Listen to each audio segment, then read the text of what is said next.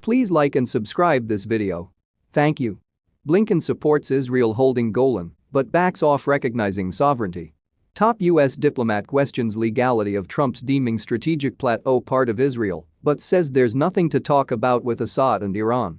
U.S. Secretary of State Antony Blinken said on Monday that under current conditions, he supports Israel controlling the Golan Heights, but cast doubt on the legality of the Trump administration's decision to recognize Israeli sovereignty over the strategic plateau. During an interview with CNN, Blinken was asked if the Biden administration would continue to see the Golan Heights as part of Israel. Look, leaving aside the legalities of that question, as a practical matter, the Golan is very important to Israel's security, Blinken said. As long as dictator Bashar Assad is in power in Syria, as long as Iran is present in Syria, militia groups backed by Iran, the Assad regime itself, all of these pose a significant security threat to Israel, and as a practical matter, the control of the Golan in that situation, I think, remains of real importance to Israel's security, he said. However, he indicated that in the future US could be open to re-examining that position. Legal questions are something else. And over time, if the situation were to change in Syria, that's something we'd look at. But we are nowhere near as that, Blinken said. In 2019, Trump recognized Israeli sovereignty over the strategic plateau, which Israel captured from Syria in the 1967 Six-Day War and later annexed, in a move not recognized by the wider international community. Blinken's comments stand in stark contrast to those of his predecessor Mike Pompeo, who made a rare visit to the Golan Heights in November.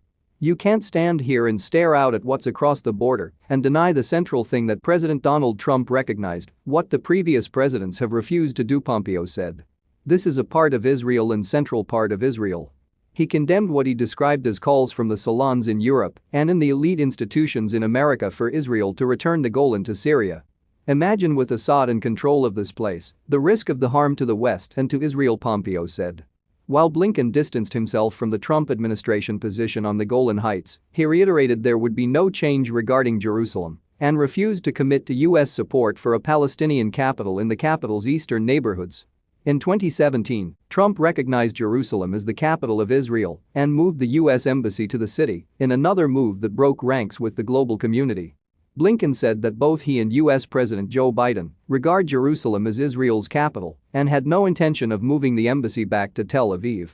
The U.S. Senate voted overwhelmingly Thursday to keep the United States Embassy in Jerusalem, with only 3 senators voting against establishing funding to maintain the diplomatic mission.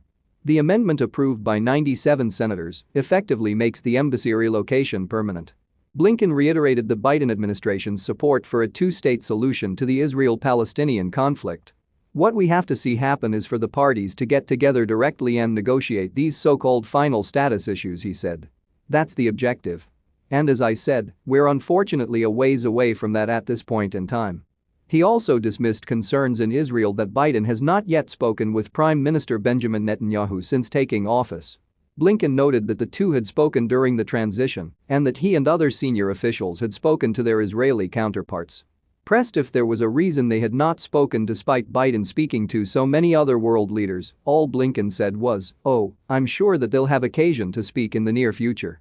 Netanyahu similarly brushed off the matter earlier Monday, telling reporters at a press conference that he expected to soon receive a call from Biden. The premier said the U.S. president has been phoning world leaders as he sees fit and that they'll likely speak when Biden starts reaching out to Middle Eastern leaders. Our alliance is strong, said Netanyahu, while acknowledging some differences of opinion. Please like and subscribe this video. Thank you.